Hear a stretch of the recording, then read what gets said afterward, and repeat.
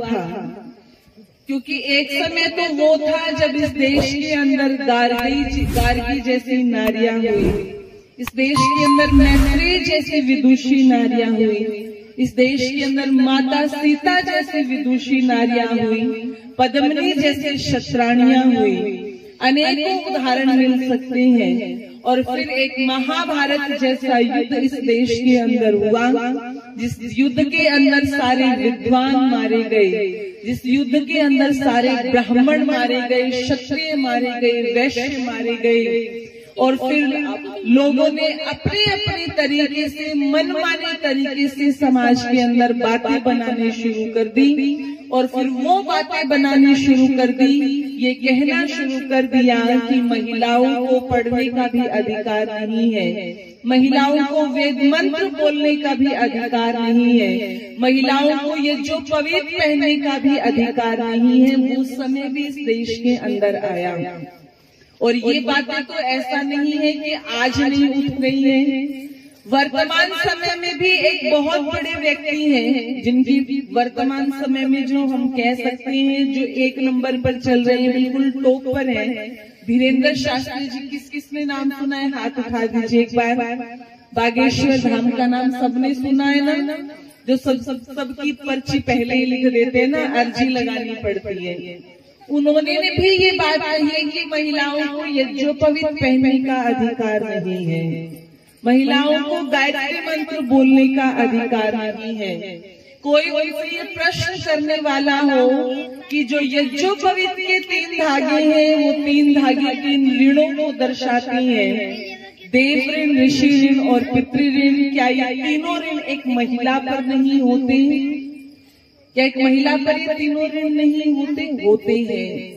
और अगर ये तीनों ऋण एक महिला पर होती है तो फिर उसे यज्ञोपवीत पहनने का अधिकार क्यों नहीं है? इस बात का चैलेंज उनको यदि किसी ने दिया कि कहाँ पर ये लिखा है महिलाओं को यज्ञोपवीत पहनने का अधिकार नहीं है, हमें वो वेद मंत्र या वो शास्त्र ला करके दिखाओ। ये चुनौती आर्य समाज ने उनको दी, लेकिन कहीं पर इसके प्रमाण मिले तब तो वो आकर के इस चुनौती को स्वीकार करें। यही समय ऋषि दयानंद जब आए थे तब भी था, जब उन्होंने ये देखा कि नारी जाति की इतनी दुर्दशा। कौन सी नारी जाति? जिस नारी के विषय में कहा जाता है पुरंधिर योषा, आधार राष्ट्र की हो नारी, सुभग सदा ही। ये नारी तो राष्ट्र का आधार है, वेद के आधार पर कहा। स्त्री ही ब्रह्मा बहुविथा, ये नारी गृहस्थ रूपी यज्ञ की ब्रह्मा है। और अलग अलग लोगों ने अलग अलग बातें बनाई। किसी ने कहा ये तो पैर की जूती है, किसी ने कहा ये तो नर्क का दरवाजा है, किसी ने कहा ये तो खेती है, किसी ने कहा इसके अंदर आत्मा ही नहीं होती। और एक राजस्थान के कवि ने कहा नारी को टाट लो और गाड़ी को फाच लो, जितना मारा जाए उतना ही छोड़ो, इनको जितना पीटा जाए उतना ही कम है। और अभी थोड़े दिनों पहले रामचरितमानस की उस चौपाई का बहुत ज्यादा आपने सोशल मीडिया के ऊपर सुना होगा कि ढोल गवार पशु शूद्र नारी ये सब ताड़न के अधिकारी। ऐसी अनेकों बातें उस समय समाज के अंदर प्रचलित थी, अनेकों कुरीतियां प्रचलित थी। छोटी छोटी लड़कियों के विवाह हो जाया करते थे, छोटी छोटी लड़कियां विधवा हो जाया करती थी, और छोटी छोटी छोड़ो लड़कियां गर्भ में विधवा हो जाया करती थी। आप कहोगे कोई लड़की गर्भ में विधवा कैसे हो सकती है? 2 जगह के पुरुष आपस में मिले और उनकी आपस में दोस्ती हो गई, बातचीत यदि चल पड़ी कि देखो मैं उस गांव से, मैं उस गांव से, मेरी पत्नी गर्भवती है, दूसरा कहता मेरी पत्नी भी गर्भवती है। आपस में दोनों ने निर्णय कर लिया कि यदि मेरे बेटा हुआ और तुम्हारी बेटी हुई तो हम इन दोनों का विवाह कर देंगे, और इसका उल्टा होगा तो भी हम विवाह कर देंगे। और यदि किसी कारण से लड़की पैदा हो जाती थी और लड़का मर जाता था गर्भ के अंदर ही, तो उस छोटी सी लड़की को, जिसका कोई भी अपराध नहीं है, उस लड़की को पैदा होते ही विधवा का जीवन जीना पड़ता था। ये ताने उस छोटी सी बच्ची को दिए जाते थे कि ये इतनी अभागन, ये डायन जो पैदा होने से पहले ही अपने पति को खा गई। ऐसी ऐसी कुरीतियां इस समाज के अंदर चलती थी। जब ऋषिवर दयानंद आए और ऋषि दयानंद से पूछा है, मैं ऋषि दयानंद, अलग अलग लोगों के अलग अलग मत है इस नारी जाति के विषय में, मैं जानना चाहता हूँ कि आप इस नारी जाति के विषय में क्या कहते हैं। तो उस समय महर्षि दयानंद ने कहा, अरे मेरी लेखनी में इतनी ताकत नहीं जो इस नारी जाति के विषय में कुछ लिख जाए।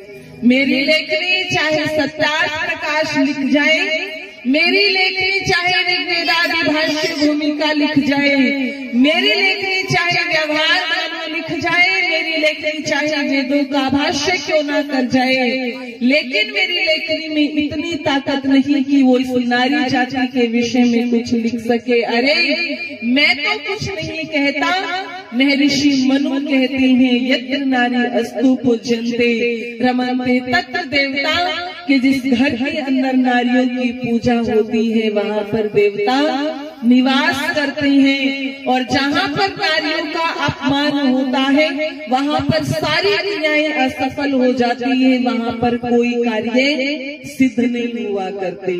ये महर्षि मनु कहते हैं। मैं निवेदन कर दूं, उस समय की वो बात मुझे याद आती है। हम ऋषिवर दयानंद जी की 200वीं जन्म शताब्दी मना रहे हैं।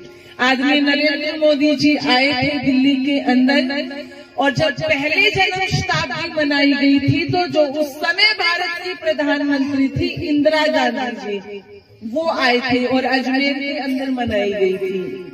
बीच में आता है अजमेर जब मैं आई, और जब इंदिरा गांधी जी वहाँ पर आई थी तो उनके साथ में आर्य समाज के बहुत उच्च कोटि के विद्वान, और जो अपने समय में सांसद रहे प्रकाश शास्त्री जी, वो उनके साथ में थे। उन्होंने इंदिरा गांधी जी से पूछा, आपको भारत का प्रधानमंत्री किसने बनाया? इंदिरा गांधी जी कहते, पब्लिक ने बनाया, जनता ने बनाया, और किसने बनाया? प्रकाश शास्त्री जी कहते हैं, यदि एक विधवा को इतना अधिकार प्राप्त है कि वो प्रधानमंत्री की गद्दी तक पहुंच जाए, तो ये अधिकार झांसी की रानी लक्ष्मीबाई को क्यों नहीं मिला था? उन्हें अपना उत्तराधिकारी दत्तक पुत्र गोद क्यों लेना पड़ा जब उनके पति चल बसे और उनका अपना पुत्र भी चल बसा? किसी ने झांसी की रानी को राजगद्दी पर बैठना स्वीकार नहीं किया, उन्हें अपना पुत्र गोद लेना पड़ा। उन्हें क्यों नहीं स्वीकार किया गया? अनेकों उदाहरण प्रकाश शास्त्री जी ने दिए। तो फिर इंदिरा गांधी जी ने पूछा कि फिर किसके कारण मैं भारत की प्रधानमंत्री बनी हूँ? तो उस समय प्रकाशवीर जी ने सारी बातें बताई कि आर्य समाज का कितना योगदान है, महर्षि दयानंद ने कितनी लड़ाइयाँ लड़ी हैं। उस समय इंदिरा गांधी ने खड़े होकर के मंच पर ये बात कही थी कि यदि मैं आज भारत की प्रधानमंत्री हूँ तो केवल और केवल आर्य समाज और महर्षि दयानंद के कारण हूँ। यदि महर्षि दयानंद ना होते तो मैं भी एक विधवा का जीवन जी रही होती और किसी घर के अंदर बैठ कर के चौके चूल्हे का काम कर रही होती, प्रधानमंत्री की गद्दी पर ना होती।